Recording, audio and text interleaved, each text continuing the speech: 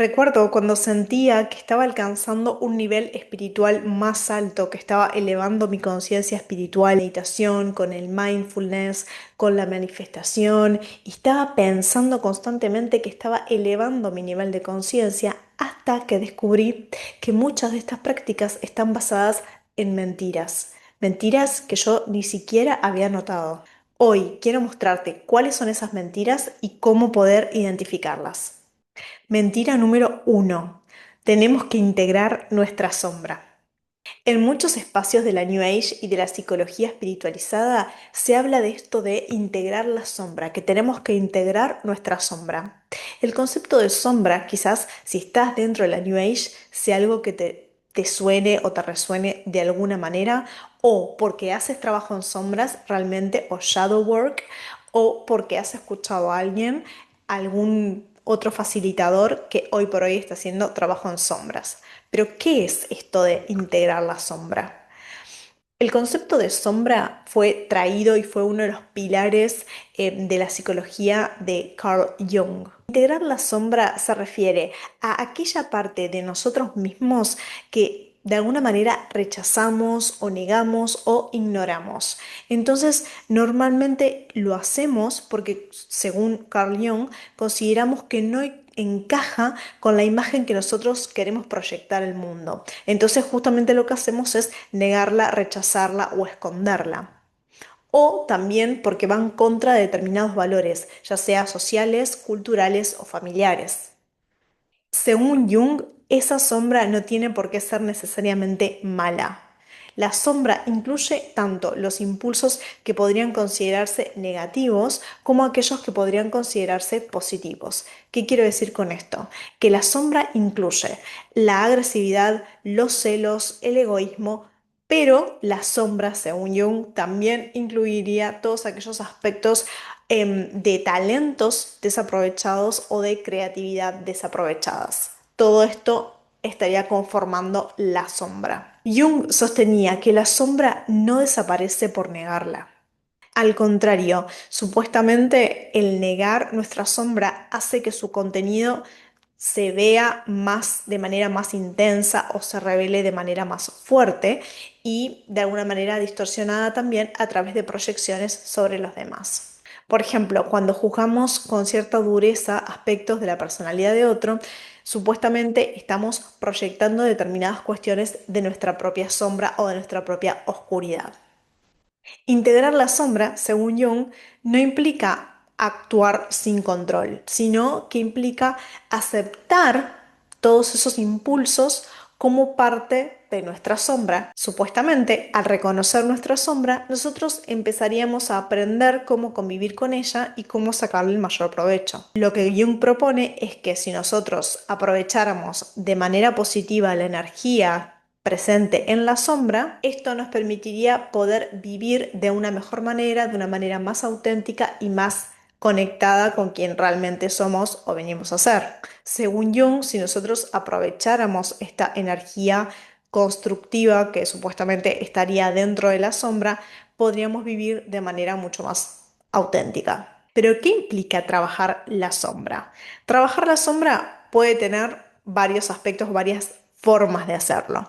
Las formas más comunes son a través de la meditación y a través del journaling o de la escritura, de poner en palabras escritas en un papel aquellas cosas que nosotros por alguna razón denominamos negativas y que realmente forman parte de esa sombra que supuestamente deberíamos integrar.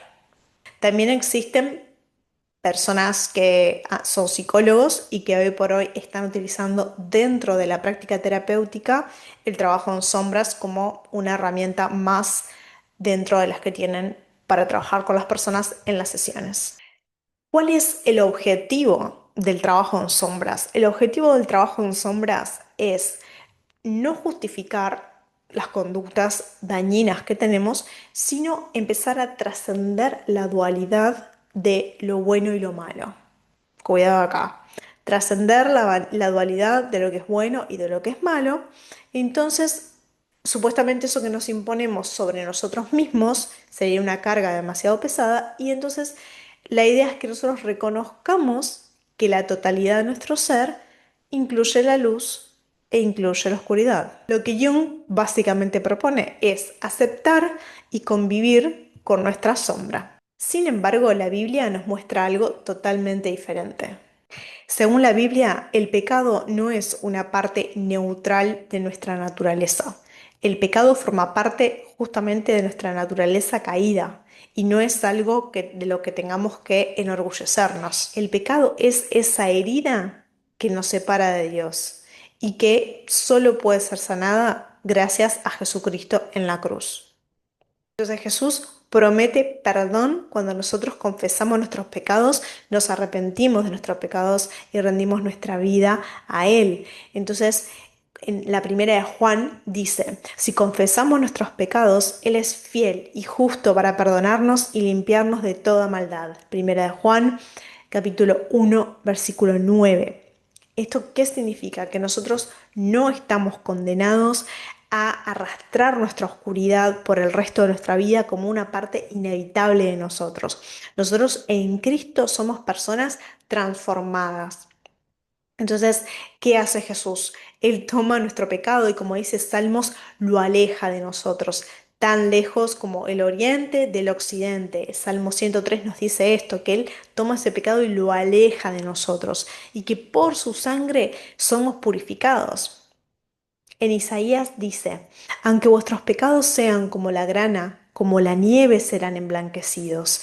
Esta es la obra completa de Jesucristo en la cruz. En esa nueva vida, nosotros como nuevas criaturas ya no caminamos según nuestros impulsos, sino según el Espíritu Santo, según el Espíritu de Dios. Entonces, como dice Pablo, esa justicia no es una justicia nuestra, no es una justicia que venga en nosotros y que tengamos que sacar para afuera, revelar y mucho menos integrar y que se revela a través de la integración de la sombra. Al contrario, lo que nos está diciendo Pablo es que esta justicia se nos es dada. ¿Sí? La justicia de Dios es recibida por la fe en Cristo, como dice en Filipenses. Entonces, esa transformación lo que va a producir después es fruto espiritual, como en Gálatas 5 se nos dice. Fruto es amor, gozo, paz, paciencia, bondad, fidelidad, mansedumbre y dominio propio. Entonces, la transformación de ser nuevas criaturas en Jesucristo produce fruto espiritual que esto se manifiesta después en actitudes y en virtudes en la vida, pero todas estas actitudes y virtudes nos son dadas y nos son brindadas como un regalo del Padre. Entonces, queridos hermanos, la sombra no se integra. La sombra no se integra. La sombra, nuestros pecados, se rinden a Jesucristo para que nuestra vida sea transformada. ¿Sí? Entonces, ¿qué hacemos? Entonces ignoramos nuestras luchas, ignoramos y justificamos nuestro pecado. De ninguna manera, de ninguna manera. No se trata de que de ahora en más, que ya somos nuevas criaturas, nos vamos a excusar en nuestro pecado y vamos a hacer cualquier cosa. No, no se trata de decir yo soy así, sino de reconocer nuestro pecado, nuestra sombra, según Jung, reconocer nuestro pecado, que realmente tenemos una naturaleza caída, reconocer que somos pecadores y pecadoras y que esta realidad la ponemos en manos del Señor. Y tampoco se trata de escuchar la voz de la condenación, porque es como dice la Biblia, el acusador te va a venir por el otro lado y va a decir, ay, pero fíjate lo que has hecho y fíjate, ¿no? Cómo sigues pecando y cómo sigues cayendo en esta misma piedra y tal, tal, tal. No, no tenemos que escuchar la voz de la condena, ¿sí? Porque tenemos que recordar que la voz de Cristo es una voz diferente, es una voz distinta. La voz de Cristo es esa voz que nos dice que Él nos amó aún en nuestras transgresiones, nos amó aún cuando estábamos a nuestro peor estado. Romanos 5:8 dice, Dios muestra su amor para con nosotros, en que siendo aún pecadores, Cristo murió por nosotros. Entonces, Ese es el mensaje del Evangelio. Jesús murió por nosotros y no necesitamos cargar con nuestras sombras ni convivir con ella como si fuera parte de lo que somos, como nuestra identidad. Nosotros lo que tenemos que hacer es entregar esa sombra a Jesucristo. Entonces es una gran mentira de la New Age el hecho de pensar que nosotros tenemos que integrar esos aspectos en sombra que han sido rechazados, las cosas que nos han dolido, las cosas que queremos esconder, las cosas que nos dan vergüenza, todas esas cuestiones de sombras, nosotros tenemos que entregárselas a Jesús, porque Él ya pagó por ellas en la cruz. Jesús nos perdona, nos lava, nos limpia y nos transforma día tras día, ¿sí? Hasta que lo veamos cara a cara nuevamente, pero día tras día el Espíritu Santo, su Espíritu Santo, mora en nosotros. En el proceso de santificación es eso lo que sucede, es una transformación para ir siendo cada día más a imagen y semejanza de Jesucristo.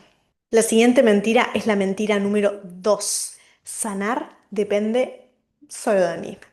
Parte de por qué se siente tan interminable el proceso y tan pesada la carga de la sanación, o nuestros procesos de sanación de traumas o de sanación de cosas que nos han pasado y nos han dolido, heridas que tenemos de la infancia o heridas de nuestra vida adulta también. ¿Por qué se siente tan pesado? Parte de por qué esa carga se siente tan pesada es porque nunca fue diseñada para que la cargues tú solo. Hay un Dios todopoderoso que puede y que quiere cargarla por ti.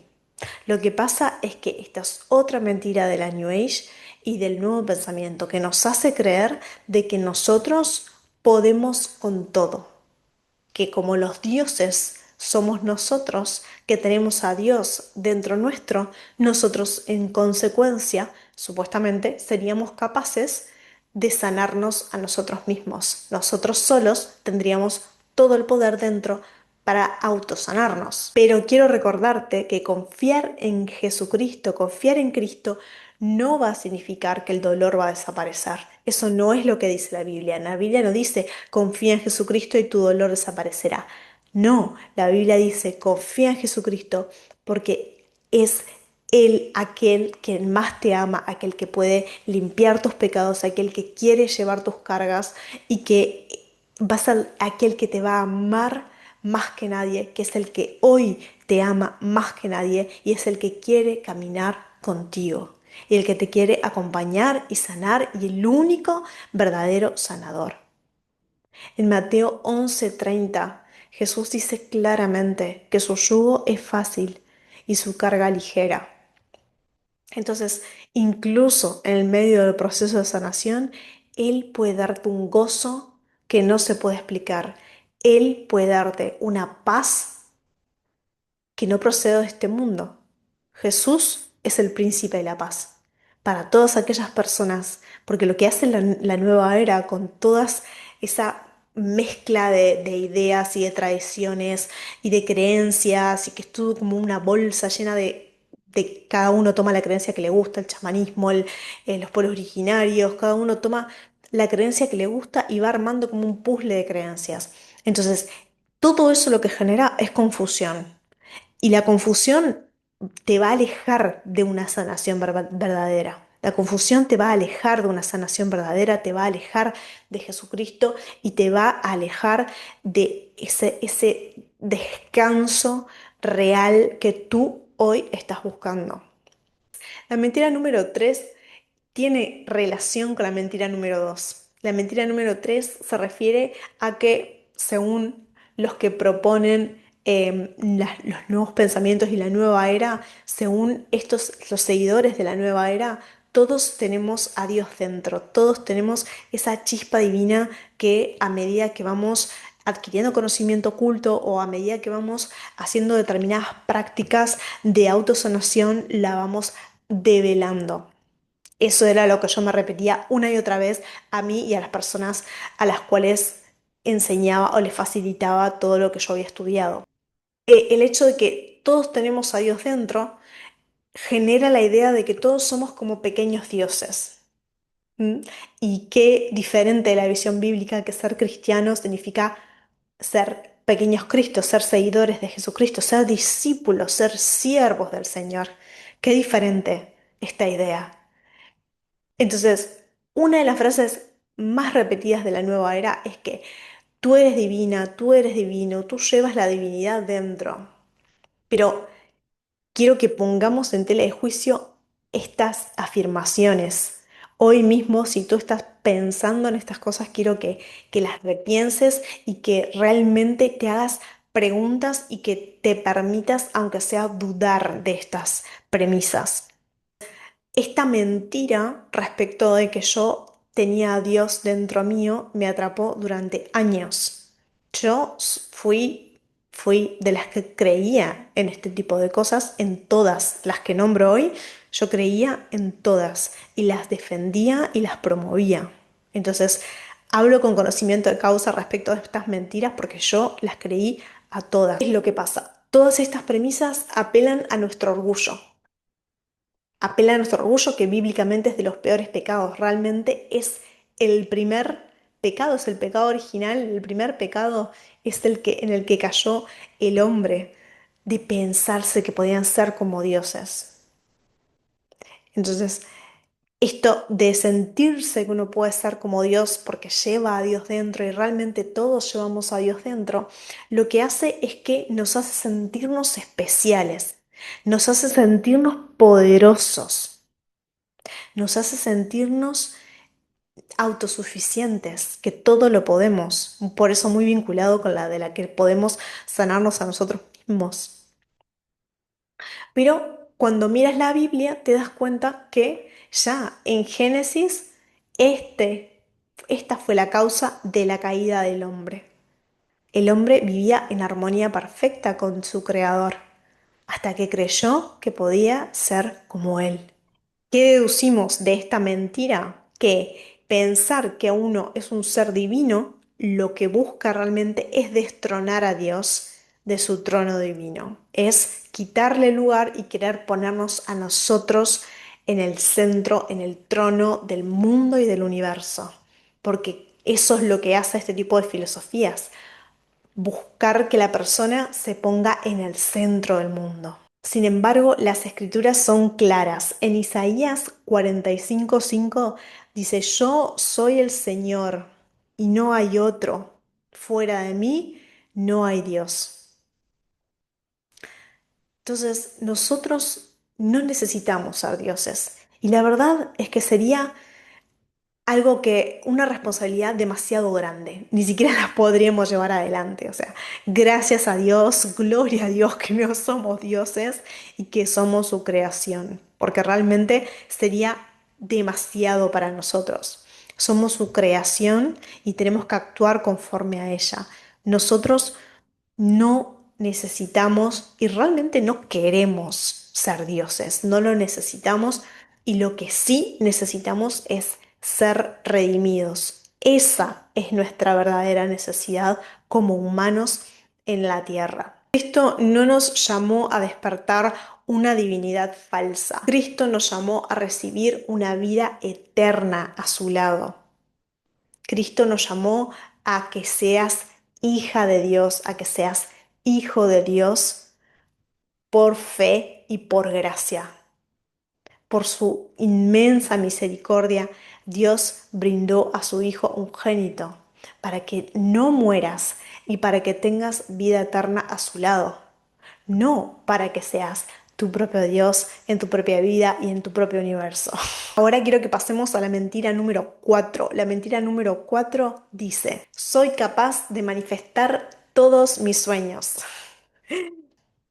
Soy el hada madrina de mi vida. Soy, además de la diosa y Dios de mi vida, pienso que en mí está el poder de manifestar todo lo que se me ocurra y lo que desee para mi vida. Esta es una de las que me toca más de cerca en el sentido de que está muy vinculada al nuevo pensamiento, que es una corriente, una forma de pensar en la cual que no tiene nada de nueva, tiene más bien sus raíces en el gnosticismo del siglo II y del siglo III, Pero lo que busca esta mentira y lo que promueve esta mentira es esa idea de que nosotros podemos, a través de la elevación de nuestra conciencia, podemos, y a través de la adquisición de nuevo conocimiento, conocimiento supuestamente oculto, todos podríamos alcanzar nuestro ser superior, anclarlo en la tierra y poder entonces vivir una mejor vida o una vida armónica con nuestra, la mejor versión de nosotros mismos. Y de hecho, muchas personas piensan que esta forma de vivir la vida, de creer que uno tiene el poder de manifestar aquello que sueña, aquello que quiere, muchas personas piensan que es una forma cristiana de vivir la vida, como de alguna manera hacen que las escrituras encajen en este tipo de formas de pensar. Entonces, como que supuestamente la ley de atracción de alguna manera estaría vinculada con lo que dice la Biblia, o de alguna manera se interpreta como si este fuera el diseño de Dios para nosotros.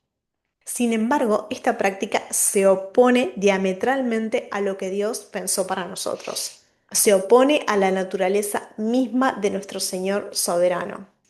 Lo que vuelve tan atractivo al hecho de manifestar es esa ilusión de control. Es una ilusión de que todos tenemos la capacidad a través de nuestra mente y la coordinación entre nuestra mente y nuestro corazón y nuestras palabras y nuestras acciones, que eso de alguna manera se manifestaría en el plano sutil y eso se terminaría manifestando en el plano físico con la creación de esa realidad deseada.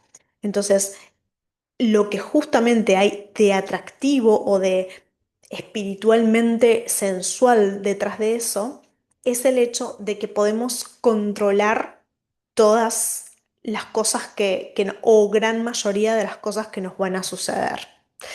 Y sentir que al final todo depende de uno mismo, sentir que al final somos nosotros quienes podemos estar en control de nuestra propia vida, nuestros propios resultados y nuestros propios logros.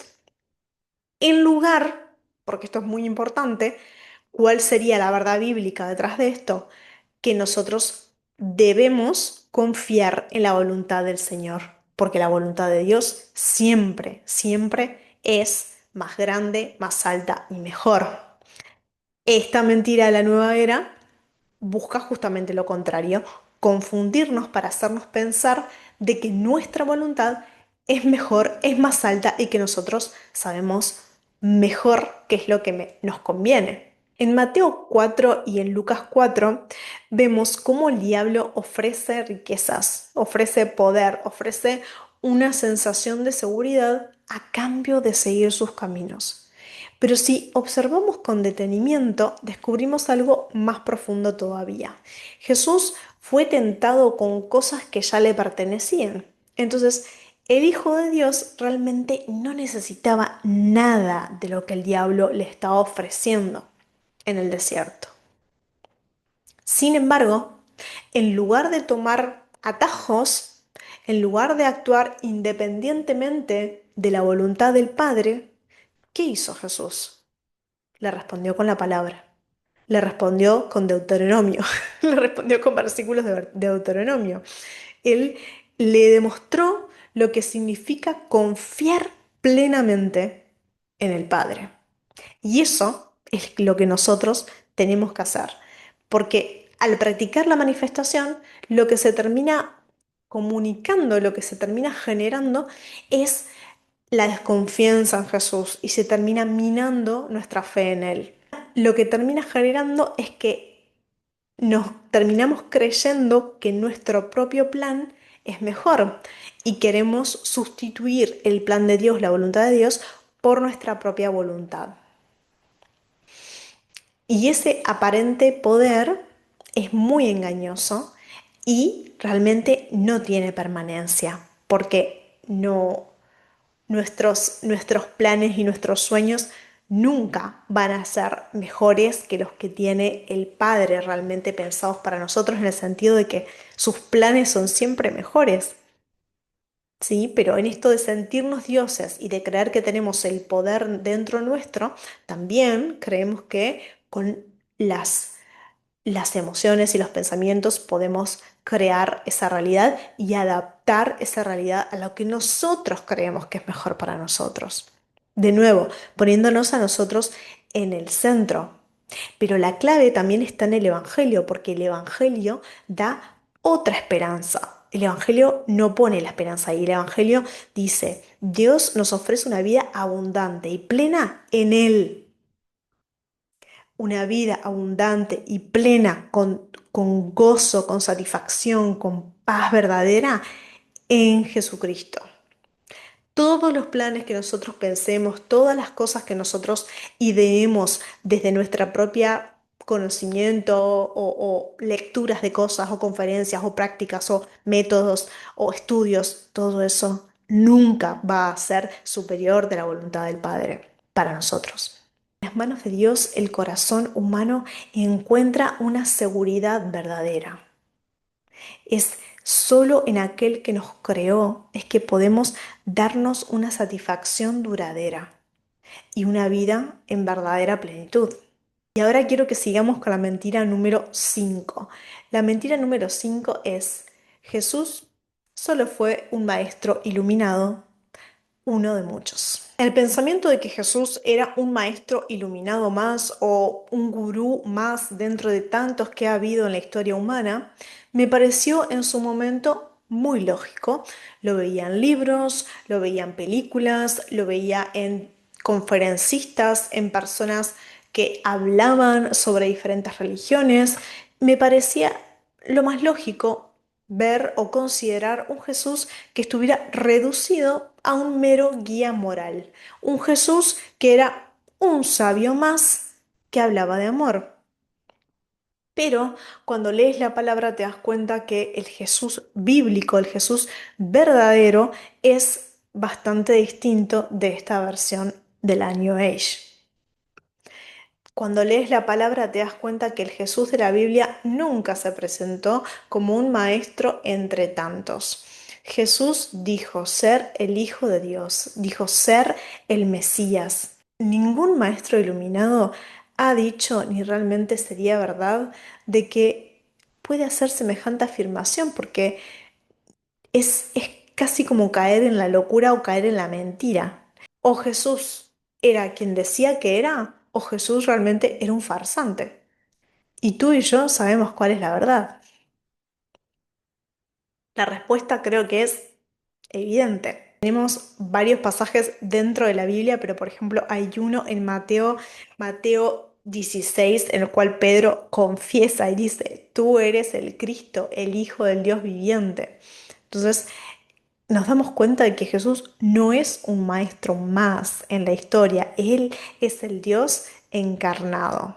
Y yo sé que dentro de la nueva era hay muchos maestros, de hecho existe lo que se llama la Hermandad Blanca, con un mínimo de 12 maestros que han ascendido, en los cuales Jesús es uno más.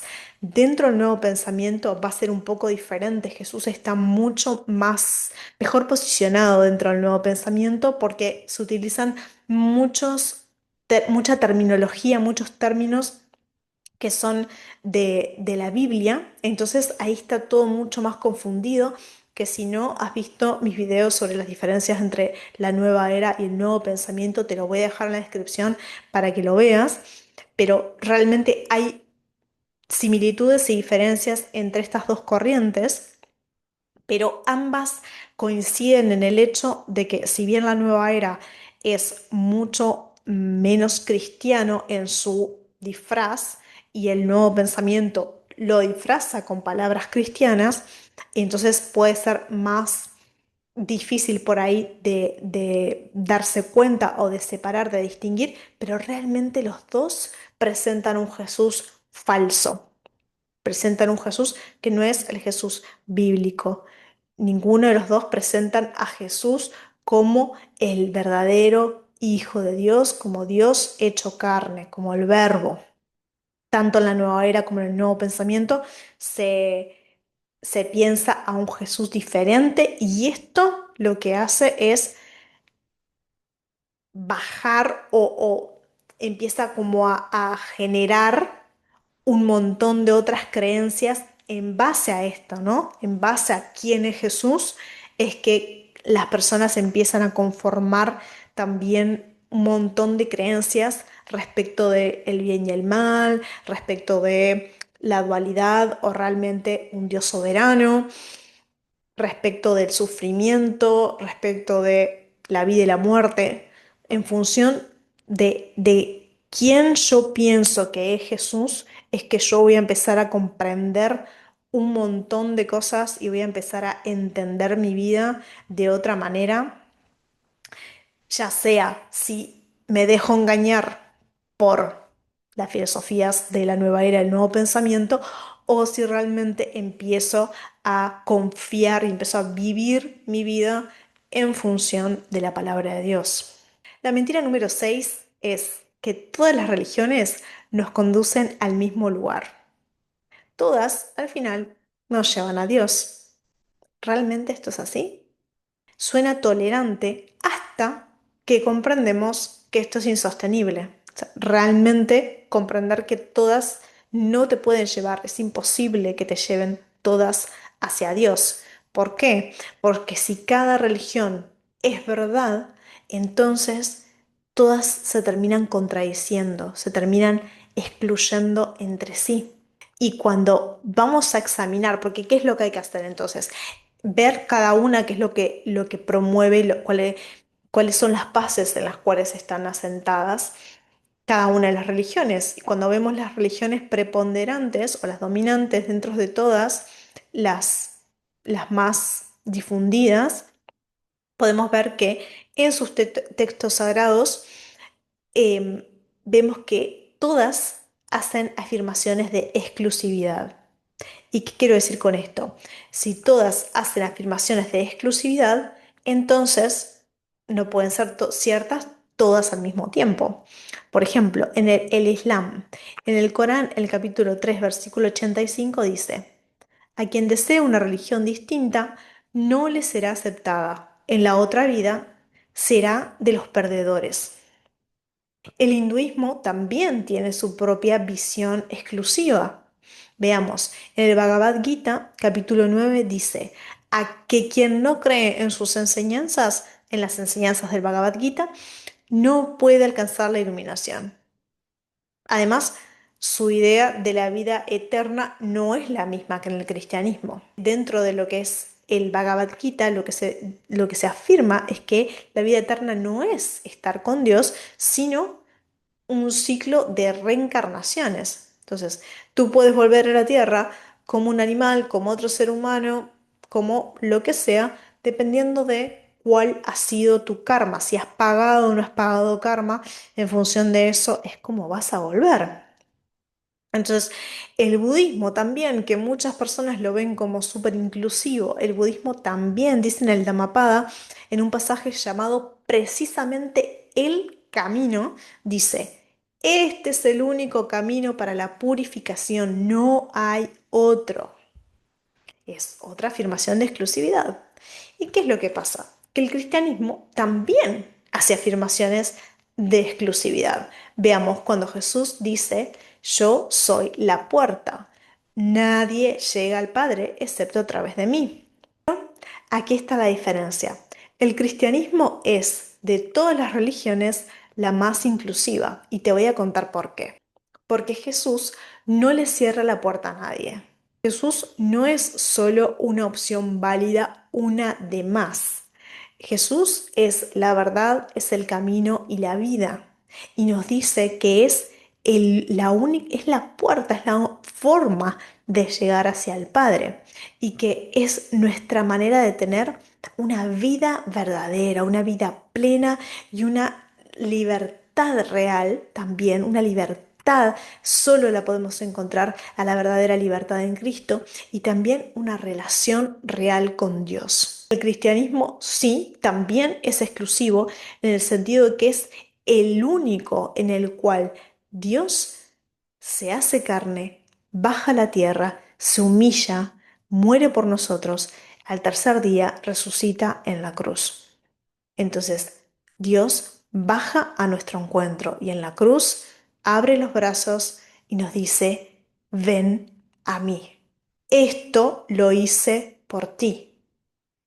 Es el único de todas las religiones más reconocidas que hay. El cristianismo es la única religión en la cual Dios baja a buscarnos. No está arriba esperando a que nosotros nos redimamos a nosotros mismos, paguemos por lo que tenemos que pagar nosotros mismos y veamos si con suerte llegamos a golpearle la puerta y a mostrarle nuestros méritos. Dios sabe que es imposible que nosotros logremos la perfección. Ese es el estándar. El estándar es la perfección.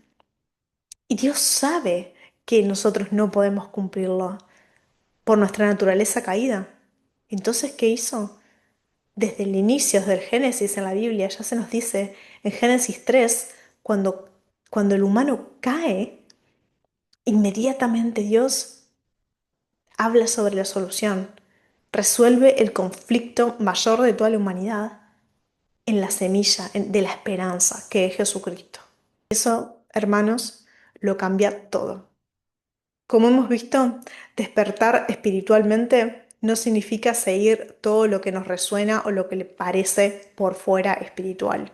Eso no es una espiritualidad verdadera. Despertar espiritualmente significa conocer la verdad de Dios.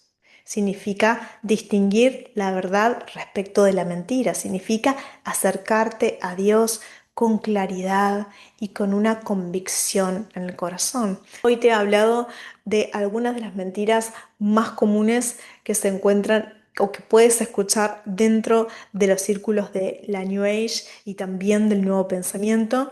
Y bueno, la decisión ahora es tuya. La decisión es tuya de seguir caminando en confusión, de seguir caminando en cadenas, de seguir caminando inmersos en el pecado o de caminar con la verdad que realmente transforma. Mi nombre es Agustina, esto es Agustín Grace y me encantaría saber tu opinión sobre todas estas mentiras, me encantaría escucharte en comentarios y si crees que este vídeo te ha ayudado o puede ayudar a otras personas, dale like, compártelo y no te olvides de suscribirte a este canal. Muchas gracias y nos vemos en la próxima.